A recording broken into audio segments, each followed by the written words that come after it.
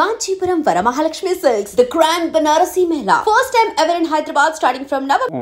మీకు నాగార్జున గారితో పాటు కాకుండా అంతకంటే ముందే మీరు నాగేశ్వరరావు గారితో కూడా చాలా సంవత్సరాలు ట్రావెల్ అయ్యారు. సో ఆయన మైండ్ సెట్ ఎలా ఉండేది? తన దగ్గర పనిచేసే వారిని ట్రీట్ చేయడం కానీ, లేకుంటే ఒక మనుషుల్ని గౌరవించడం కానీ, అక్కినేని గారి తీరు ఎలా ఉండేది? అంటే నాగేశ్వరరావు గారు నాకు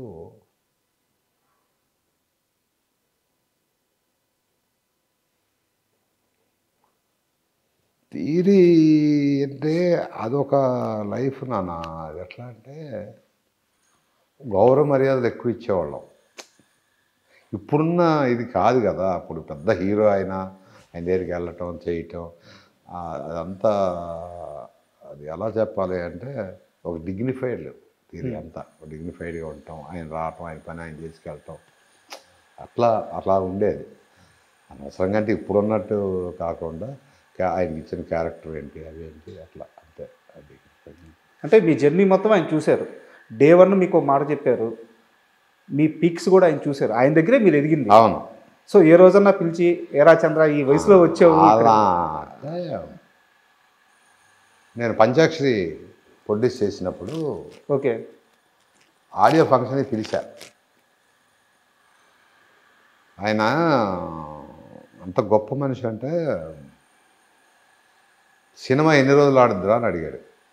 ఓకే సినిమాకి డబ్బులు వచ్చినాయా డబ్బులు పోయినాయా అని అనకుండా ఎన్ని రోజులు ఆడినా సినిమా పానంతమంది ఒక 50 రోజులు ఆడదు చలాస్. ఫైనాన్స్ అంతా క్లియర్ చేసేసారు. నేను ఆడియో ఫంక్షన్కి అంత ఎత్తులో పెట్టావు రాలేను, కానీ నా బ్లెస్సింగ్స్ ఎప్పుడు నీకు ఉంటాయిరా, కష్టపడి పైకి వచ్చిన వాళ్ళంటే నాకు చాలా ఇష్టం రా అన్నాడు. చాలా తప్పు మాట. నా కళ్ళమ్మ నీళ్ళు తిరిగింది.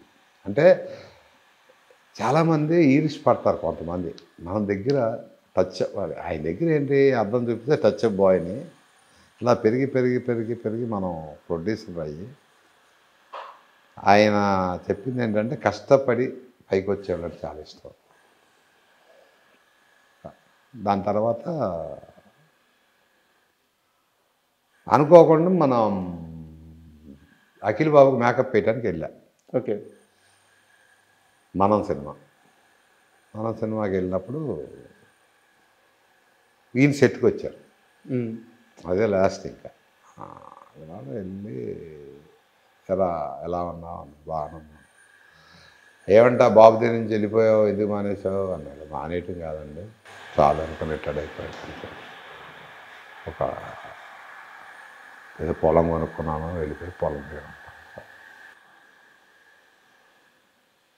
జాగ్రత్తగానే ఉన్నావు కదా అన్నాడు. జాగ్రత్తగానే ఉన్నాను. లాస్ట్ మాట్లాడింది ఇదే ఆయన, జాగ్రత్తగా ఉన్నావు కదా, జాగ్రత్తగానే ఉన్నావు. మీరు గమనించారా మీ జీవిత చక్రంలో 2 మాటలు మాట్లాడారు ఆయన, అది మీ జీవితం. జాగ్రత్తగా ఉన్నావా, జాగ్రత్త. ఇది లాస్ట్ 2 మాటలు మాట్లాడారు. ఒక 2 మాటలు మొత్తం మీ జీవితాన్ని ఫుల్ఫిల్ చేసేసింది ఆయన. అంతే. ఇంకా ఫస్ట్ ఆయన చెప్పింది అది.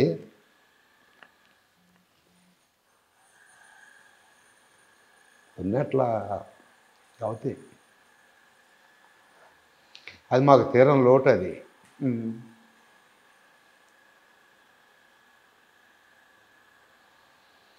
ఎందుకంటే వాళ్ళు ఉప్పు కారం తిని పెరిగిపోయాం.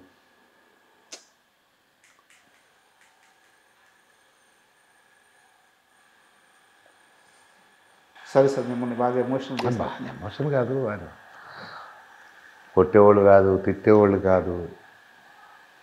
ఎన్ని పనులు మోటార్ సైకిల్ వేసుకొని స్టూడియో అంతా తిరుగుతూ ఉండేవాడు, చొక్కా ఓడదీసి. ఒకసారి పిలిచేవాడు, ఎరా స్టూడియో నీ అమ్మ మొగుడుదా అనేవాడు. నవ్వుకుంటూ వెళ్ళిపోయాడు. అంటే చనువు అట్లా.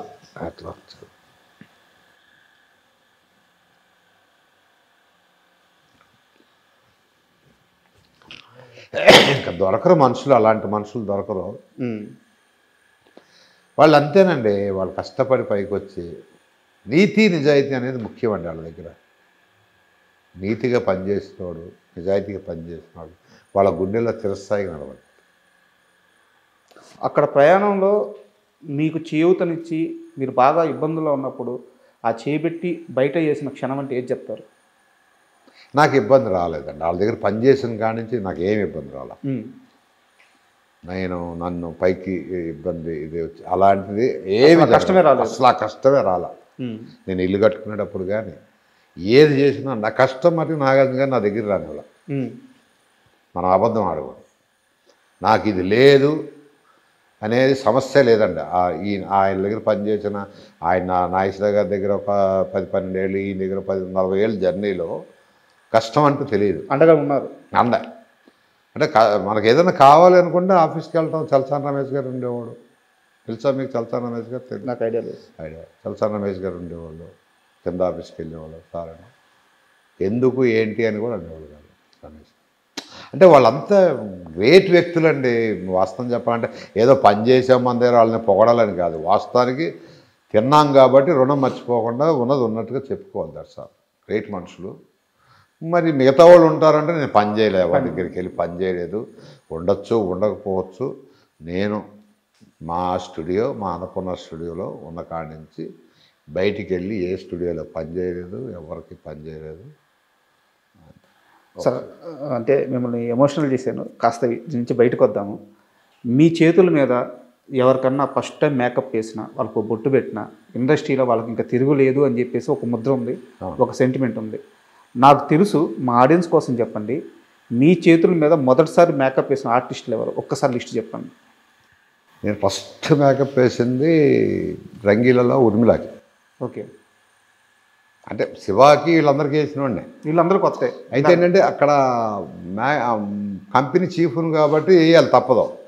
వీళ్ళందరూ పైకి వచ్చిన వాళ్ళే. ఎవరో ఉత్తేజ్ కానీ, చిన్న కానీ, జేడీ కానీ, తర్వాత బ్రహ్మాజీ, తర్వాత అందులో ఒక అమ్మాయి ఉండేది. వీళ్ళ గ్రూప్లో ఒక లేడీ అమ్మాయి జేడీ టీచ్ చేసి ఒక అమ్మాయి. ఇట్లా మొత్తం స్టార్ట్ చేసింది అక్కడి నుంచి. ఏది నా కెరియర్లో శివా నుంచి స్టార్ట్ అయినాయి మేకప్లో. అంటే ఫస్ట్ వచ్చిన వాళ్ళతో, అంతకుముందు ఉన్న వాళ్ళు ఉన్నారు. ఆ తర్వాత రంగీలాకి ఉర్మిళ అయిపోయిన తర్వాత ఉర్మిళ, భూమిక, జెనిలియా, తర్వాత సురభి, మణిలో సురభి అని ఒక అమ్మాయి ఉండదు, సురభి. తర్వాత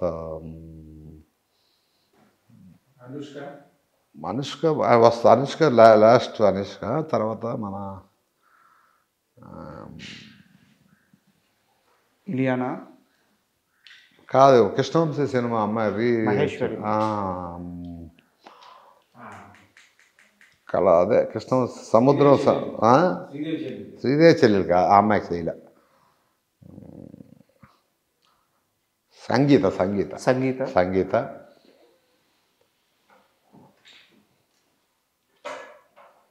భూమికే చెప్పాను కదా, భూమిక, జెనిలియా, తర్వాత స్వీటీ, అనుష్క, హరికృష్ణ గారు అబ్బాయి కళ్యాణ్ రామ్. ఆ కళ్యాణ్ అబ్బాయికి కూడా వేసాం మళ్ళీ. ఓకే. చైతన్య బాబు మా వాళ్ళు అంటే సరే అనుకో. మా వాళ్ళు అఖిల్ బాబు కానీ, చైతన్య కానీ ఏదో పిలుస్తారంట వాళ్ళు. మీరు ఏమని పిలుస్తారు? చైతన్య గారిని బడా మాలిక్, చోటా మాలిక్ అంట. చైతన్య బడా మాలిక్ అని పిలుస్తా, అఖిల్ చోటా మాలిక్ అని.